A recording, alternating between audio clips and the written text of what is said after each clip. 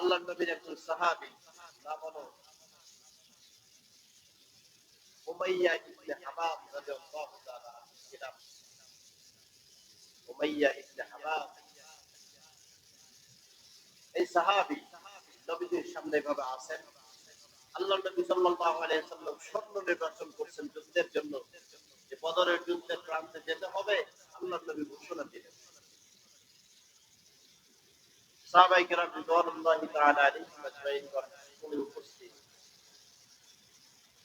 নবী করিম সাল্লাল্লাহু আলাইহি ওয়াসাল্লাম যখন বললেন, সাহাবীরা শোনো, আমাদেরকে বদরের যুদ্ধে যেতে হবে, বদর প্রান্তরে যুদ্ধের জন্য যেতে হবে।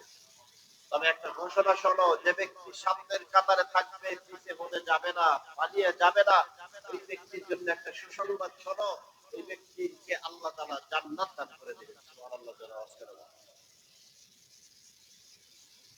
সাহাবীদের মধ্যে যখন এই ঘোষণাটা হলো,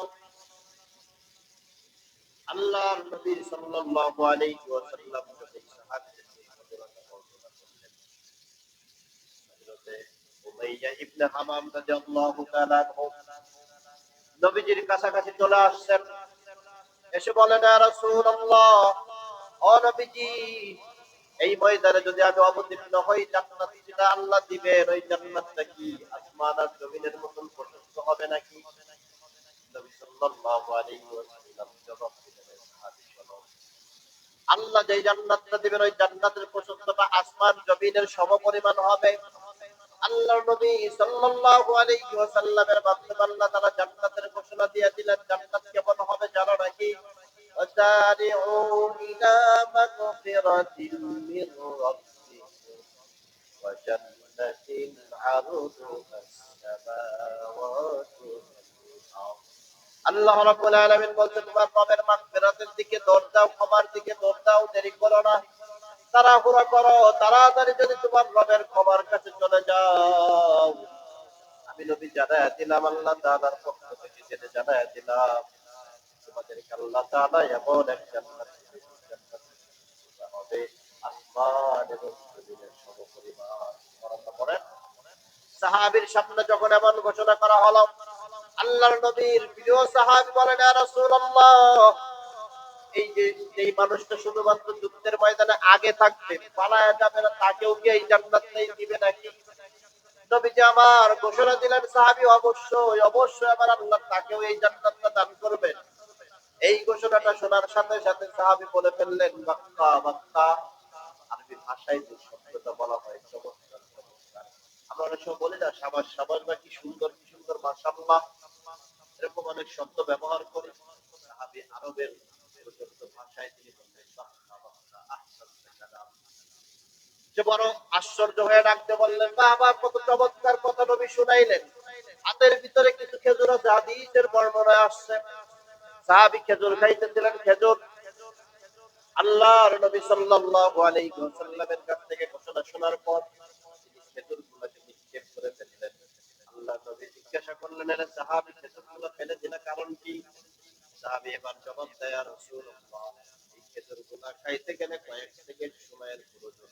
আমি চাই না আল্লাহর জান্নাতের মধ্যে আমি কালকে করব। সুবহানাল্লাহ। সাথে সাথে খেজুরগুলো ফেলে দিয়ে রওনা হয়ে গেলেন যুদ্ধের ময়দানে। সাহাবী সামনের অগ্রগামী সৈনিক হিসেবে সামনে যখন যুদ্ধ করতেছিলেন, একটা পর্যায়ে আল্লাহ তাআলার পক্ষ থেকে তার শাহাদাতকে কবুল করে নেওয়া হলো। সাহাবী দুনিয়ার সফর শেষ করে আল্লাহর জান্নাতের সবুজ পাখি হিসেবে আল্লাহ তাআলা তার প্রিয় বান্দাকে কবুল করে নিলেন। সুবহানাল্লাহ। পড়েন। নবীজি শুধু জবান দিয়ে বলছে যে এতটুকু শুধু করবা, আল্লাহ বিনিময়ে তোমাকে জান্নাতের মালিকানা দিবে। জান্নাত কেমন হবে জানো নাকি? আসমান জমিনের সমপরিমাণ প্রশস্ত। শুধু এতটুকু নয়, সাহাবীদের জীবনে থেকে হাজার হাজার ঘটনা বলা। একজন মার ব্যাপার আসছে, নুসাইবা ইবনে উমাইয়া তার নাম।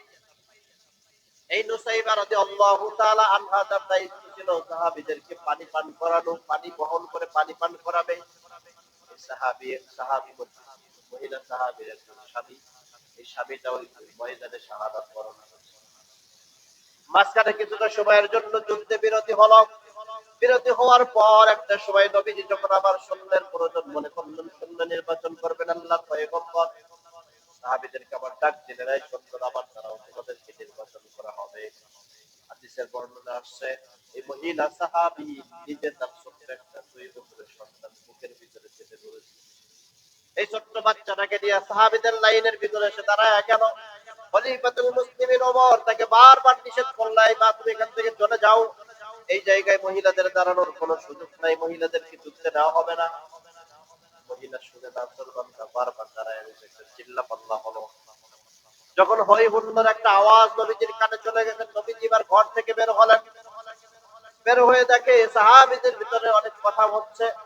আল্লাহর নবী জিজ্ঞাসা করলেন, সাহাবীরা তো চিল্লাপাল্লার কারণ কি বলো তো দেখি।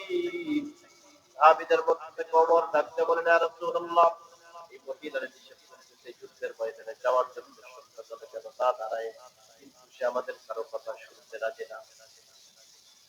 নবীজি এবার আস্তে আস্তে করে তার কাছে আসলো, এসে বলল, কি ব্যাপার, তুমি এখানে কেন দাঁড়াইছো, তোমাকে না নিষেধ করা হলো? মহিলা সাহাবী এবার ডাকতে বলে, ইয়া রাসূলুল্লাহ, আমার একজন স্বামী ছিল, স্বামীটা ইতিমধ্যেই শাহাদাত বরণ করেছে।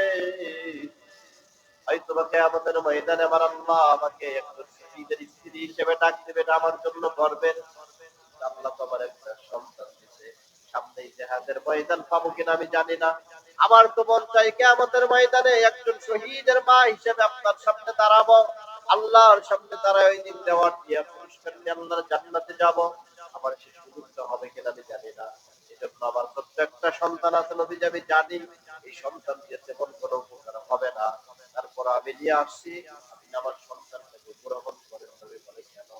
গ্রহণ করার দ্বারা উপকারিতা কি হবে? এবার মহিলা সাহাবী ডাকতে বলে, ও নবীজি, আমার সন্তানটা আপনার কাছে আমি সুপর্দ করে দিলাম, যদি আপনার দিকে তীর নিক্ষেপ করে সৈন্যরা, ওই সৈন্যদের সামনে আমার সন্তানটাকে ঢাল বানায় দিয়ে, আল্লাহু আকবার বলেন, সৈন্যদের সামনে ঢাল বানায় দিয়ে, ঢাল একটা তীর যেন আপনি নবীজির গায়ে আঘাত না করে, এই জন্য আমার সন্তানটাকে ঢাল হিসেবে আপনার কাছে দিয়ে দিলাম।